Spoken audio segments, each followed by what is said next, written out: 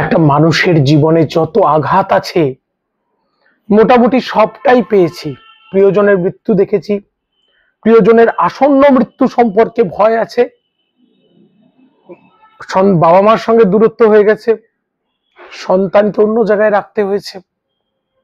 প্রতিটা মানুষের প্রতিটা ক্ষত, জীবনে যত রকম ক্ষত থাকে সব ক্ষত আমার জীবনে একবার করে এসেছে, আমার জীবনে একবার করে ঘুরে গেছে।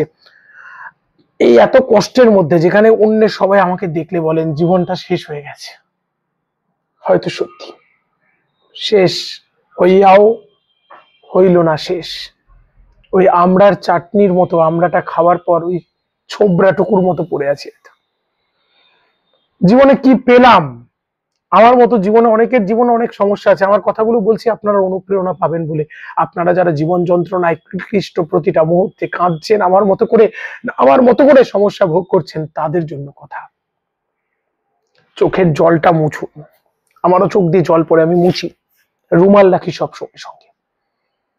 এক নতুন লড়াই। এই কষ্ট পেতে পেতে মানুষ পরিণত হয়। আমি পরিণত হয়েছি। আমার আর কষ্ট নেই, একটু কষ্ট নেই। যা আঘাত, পৃথিবীতে যত রকম আঘাত পাওয়ার ছিল সব পেয়েছি, আর নতুন করে কিছু পাওয়ার নেই।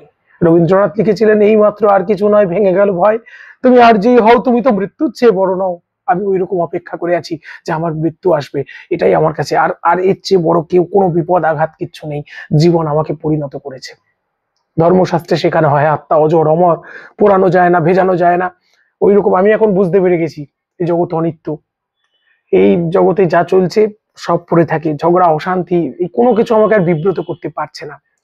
কোনো কথা, সমালোচনা আমাকে আর উত্তপ্ত করতে পারছে না। তো এই অবস্থাটা প্রাপ্ত হয়েছে কিন্তু ঈশ্বরের অনুগ্রহ। তাই এই বিপদ দুর্বিপাক গুলো ঈশ্বরের অনুগ্রহ, তারই ইচ্ছা। এগুলোকে প্রত্যেকে এইভাবে, যে সমস্যা আগুনে পুড়ে পুড়ে সোনা খাঁটি হয়, আমি খাঁটি হয়ে গেছি, আর চিন্তা নেই এখন। ওই জন্য নির্লিপ্ত জীবন একটা পেয়েছি, এটা ঈশ্বরের দয়া। সবাই প্রার্থনা করবেন আমার জন্য যেন এই নির্লিপ্ত জীবন আমি পাই। আর প্রত্যেকে যে কষ্টের মধ্য দিয়ে আছেন, আমি বলবো আমার মতো যারা জীবন যন্ত্রণায় ক্লিষ্ট হচ্ছেন তাদের প্রত্যেকে বলবো যে ঈশ্বরের ইচ্ছেতেই সবটা হয়। আর আমাদের এই চলা, অ্যাকসেপ্ট করে নেওয়া, খারাপ সময়, ভালো সময়টাকে যেমন অ্যাকসেপ্ট করি, খারাপ সময়টাকে অ্যাকসেপ্ট করে নিন প্রত্যেকে।